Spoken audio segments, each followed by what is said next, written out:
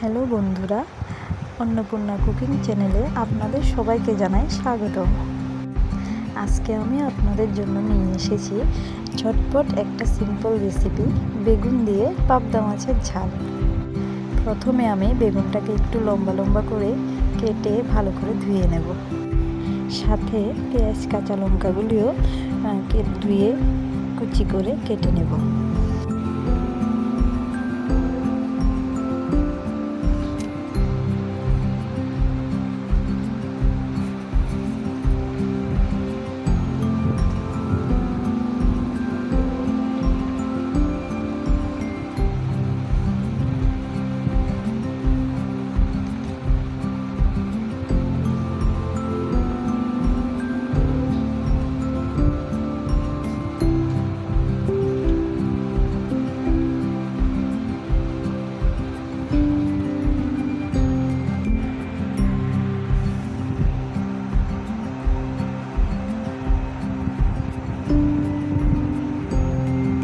তারপর আমি চুলার মধ্যে একটা কড়াই বসিয়ে কড়াইটার মধ্যে অল্প করে একটু তেল দিয়ে দিলাম। তারপর তেলের মধ্যে আমি পেঁয়াজ কুচিগুলি দিয়ে দেব। পেঁয়াজ কুচিটা যখন একটু গোল্ডেন ব্রাউন কালার হয়ে আসবে তখন তাতে আমি বেগুনগুলো দিয়ে দেব।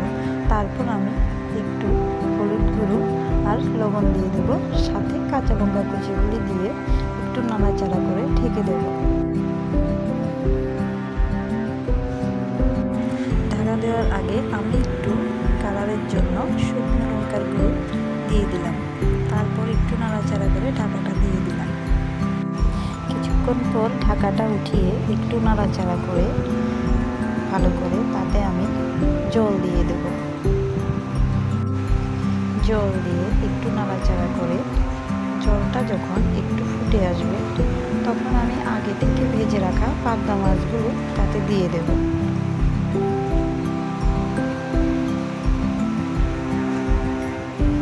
পাবদা মাছগুলো দিয়ে আমি একটু নাড়াচাড়া করে দেব।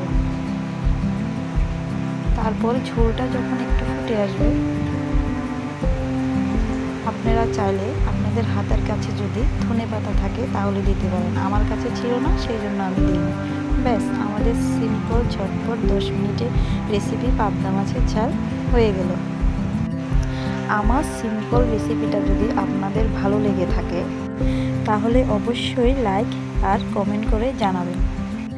আমার আরও এরকম নতুন নতুন সিম্পল রেসিপি দেখার জন্য আমাকে সাবস্ক্রাইব করে আমার পাশে থাকবেন।